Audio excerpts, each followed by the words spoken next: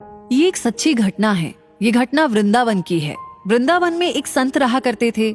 लोग उनको जज साहब करके पुकारते थे। तब लोगों ने पूछा कि ये तो एक संत है, तो फिर लोग उनको जज साहब करके क्यों पुकारते हैं? तब एक ने बताया कि असल में वो संत एक जज थे जो जिले के कोर्ट में फैसला किया करते थे। जिले के गांव में एक केवट रहा करता था जो एक शिव भक्त था। वो भोला था।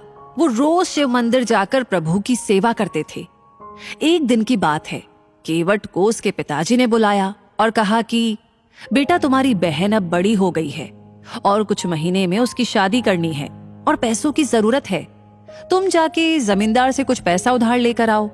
उस पैसे से तुम्हारी बहन की शादी करेंगे, फिर बाद में उनको ब्याज सहित पैसा लौटा देंगे। तुम जल्दी जाके पैसे लेकर आओ। केवट फिर उस जमींदार के पास जाके कुछ पैसे उधार लेकर आया और वो पैसे पिताजी को दिए। कुछ महीने में केवट की बहन की शादी बड़ी धूमधाम से कराई। शादी के बाद केवट शहर गया। कुछ सालों में उसने खूब सारे पैसे कमाए। फिर वो अपने गांव आ गया और एक दिन पिताजी को बोला कि पिताजी, ये पैसा ले लीजिए और जमींदार के सारे पैसे लौटा दीजिए। पिताजी बोले कि बेटा, तुम पैसे लौटा कर आ जाओ। फिर वो केवट उस जमींदार के पास गया और बोला कि जमींदार साहब, मेरा आज तक का कितना पैसा लौटाना है? जमींदार ने फिर सारा हिसाब देखा और बोला कि इतने पैसे ब्याज सहित देने हैं। केवट ने वो सारे पैसे लौटा दिए। फिर जमींदार ने उसे एक पर्ची दे दी जिसमें लिखा था कि केवट ने मेरा सारा हिसाब चुकता किया है, अब इसका कुछ भी ऋण बाकी नहीं है। जमींदार बोला कि केवट, ये पर्ची देख लो। तब केवट बोला कि नहीं साहब जी। जमींदार फिर से बोला कि एक बार देख लो। तब केवट बोला कि कोई बात नहीं साहब जी, वो तो मेरे शंकर जी ही जाने। जमींदार ने सोचा कि ये केवट काफी भोला है, क्यों ना इससे ज्यादा पैसा कमाऊं। फिर जमींदार ने दूसरी एक पर्ची निकाली और उसमें लिख दिया कि केवट ने मेरे पैसे अब तक नहीं लौटाए हैं, और पहली वाली पर्ची एक पुस्तक में रख दी। अब दूसरे दिन जमींदार ने केवट के घर एक पर्ची भेज दी। उसमें लिखा था कि अगर मेरे सारे पैसे नहीं लौटाए तो मैं कोर्ट में केस कर दूंगा। ये देख के केवट और उनके पिताजी घबरा गए। वो समझ गए कि जमींदार उनको फंसाने की कोशिश कर रहा है। वो लोग अपनी जिद पर अड़े रहे कि उन्होंने सारा पैसा लौटा दिया है। कुछ दिन बाद उस जमींदार ने केवट के ऊपर जिले के कोर्ट में केस कर दिया। कुछ दिनों के बाद केवट को कोर्ट में से समन आ गया। अब तो केवट को कोर्ट में हाजिर होना ही था। वो दिन आ गया जब केवट को कोर्ट में हाजिर होना था। केवट पहले भोले शंकर जी के मंदिर गया और वहां से कोर्ट गया। कोर्ट में उसको जज साहब, जो कि आज संत है, उन्होंने पूछा कि केवट, तुमने जमींदार के पैसे क्यों नहीं लौटाए? तब केवट बोला कि जज साहब, मैंने सारे पैसे लौटा दिए हैं। ये जमींदार झूठ बोल रहा है। तब जज साहब बोले कि पैसे लौटाते समय तुम्हारे अलावा और भी कोई वहां पर मौजूद था? तब केवट बोला कि वो तो शंकर जी जाने। जज साहब बोले कि वहां पर शंकर नाम का कोई व्यक्ति मौजूद था क्या? केवट बोला कि हाँ, वहां पर मेरे शंकर जी मौजूद थे, उनको सब पता है। तब जज साहब बोले कि शंकर जी कहाँ रहते हैं, उनका जरा पता बताओ। तब केवट बोला, वो तो मंदिर में रहते हैं। जज साहब ने सोचा कि कोई पुजारी होगा जिसका नाम शंकर है। जज साहब ने शंकर के नाम का वारंट निकाला और अपने सिपाही से बोला कि ये वारंट लेकर उस मंदिर में जाओ और शंकर जी को दे आओ। सिपाही तुरंत वारंट लेकर निकल गया। कुछ देर के बाद वो मंदिर पहुंच गया। पुजारी से बोला कि यहाँ शंकर नाम का व्यक्ति कौन है, उनके नाम पर ये वारंट है, उनको बुलाइए। तब पुजारी बोला कि शंकर जी तो देवों के देव महादेव जी है। तब सिपाही बोला, ये वारंट तो उन्हीं के नाम पर है, उनको कोर्ट में हाजिर होना पड़ेगा।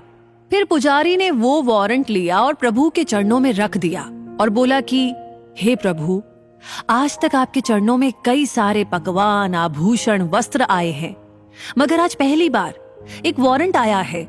प्रभु, अपने भक्त की लाज रखना। आखिर वो दिन आ गया। आज प्रभु को कोर्ट जाना है गवाही देने। केवट सवेरे सवेरे मंदिर गया, प्रभु के दर्शन किए और बोला कि हे प्रभु, आपको पता है ना कि आज आपको कोर्ट आना है गवाही देने के लिए। मैं आपका इंतजार करूंगा। फिर केवट कोर्ट चला गया। जज साहब आए और सिपाही से बोले कि शंकर जी को हाजिर किया जाए। तब सिपाही ने पुकार लगाई, शंकर जी हाजिर हो, ऐसा 3 बार कहा। तब एक बुजुर्ग व्यक्ति कोर्ट में आ गया। वो बुजुर्ग धीरे धीरे चल के आ रहा था। कपड़े फटे थे, सिर बंधा था, गले में तुलसी की माला थी और चेहरे पे विलक्षण तेज था। जज साहब ने उनकी तरफ देखा और वो उनको देखते ही रह गए। जज साहब ने पूछा कि आपका नाम? वो वृद्ध व्यक्ति बोला कि मैं ही शंकर हूं। जज साहब बोले कि क्या उस दिन आप भी मौजूद थे जिस दिन केवट ने जमींदार को सारे पैसे लौटाए थे? तब शंकर जी बोले, हाँ, मैं वहां मौजूद था और केवट ने सारे पैसे मेरे सामने ही उस जमींदार को लौटा दिए थे। जज साहब बोले कि इसका क्या सबूत है तुम्हारे पास? तब शंकर जी बोले कि जमींदार जहां पर बैठते हैं ना, वहां दाई तरफ की अलमारी में एक लाल रंग की पुस्तक में वो असली वाली पर्ची रखी है। जज साहब ने तुरंत सिपाही को जमींदार के घर भेज दिया और उनको उसी अलमारी में वो पर्ची भी मिल गई। वो लोग वो पर्ची लेकर आए और जज साहब को दे दी। जज साहब को सारा किया समझ में आ गया। फिर वो केवट की तरफ मुड़े और बोले कि केवट, तुमने जमींदार के सारे पैसे लौटा दिए हैं, अब तुम घर पर जा सकते हो। फिर जज साहब शंकर जी की ओर मुड़े, देखा तो वहां पर शंकर जी नहीं थे। उन्होंने केवट से पूछा कि अरे ये शंकर जी कहाँ चले गए? तब केवट बोला कि जज साहब, वो तो अपना काम करके चले गए। जज साहब ने पूछा कि केवट, ये शंकर जी करते क्या है? तब केवट बोला कि कुछ नहीं करते, ये तो मंदिर में बैठे रहते हैं, इनके बहुत सारे मंदिर है। ये सुनकर जज साहब अचरज में पड़ गए। उन्होंने उस सिपाही से पूछा कि तुम मुझे शंकर जी के घर ले चलो। फिर वो दोनों चल दिए। वो सिपाही जज साहब को उस मंदिर में ले गए जहां उसने रघुनाथ जी को वारंट दिया था। जज साहब ने देखा कि एक पुजारी उस मंदिर में मौजूद है। उन्होंने उससे पूछा कि यहाँ रघुनाथ जी कहाँ पर है? तब वो पुजारी बोला कि साहब, ये जो सामने आपको दिखाई दे रहे हैं ना, हाँ, वही देवों के देव महादेव जी है। जज साहब ने देखा तो वो सकते में आ गए। देखा कि वो मूर्ति उस बुजुर्ग व्यक्ति की तरह ही दिखाई दे रही है जो वहां पर आया था। वो देखकर जज साहब रोने लगे। वो रोते रोते ही अपने कोर्ट में आ गए और अपने आप को एक कमरे में बंद कर लिया। दूसरे दिन जज साहब ने अपना इस्तीफा दे दिया। जब उनसे पूछा गया तो वो बोले कि जिसकी अदालत में एक दिन सबको जाना है, वो पालनहार आज मेरी अदालत में आए थे और मैं बैठा रहा और वो खड़े थे। मैंने बहुत बड़ी भूल कर दी, उनको पहचाना तक नहीं। लोगों के जीवन का फैसला करने वाले को ही फैसला सुना रहा था। दोस्तों, जानते हैं आप, आज भी वो जज साहब वृंदावन की गलियों में घूमते नजर आते हैं। हर रोज वो प्रभु के दर्शन मंदिर के बाहर से ही करते हैं, और वो भी खड़े रह के। तो दोस्तों, सच्चे मन से की गई भक्ति में ही भगवान रिझ जाते हैं। भगवान को सिर्फ और सिर्फ सच्ची भक्ति और प्यार चाहिए, इनसे ही वो खुश हो जाते हैं। इसी के साथ ये कहानी यहीं पर समाप्त होती है।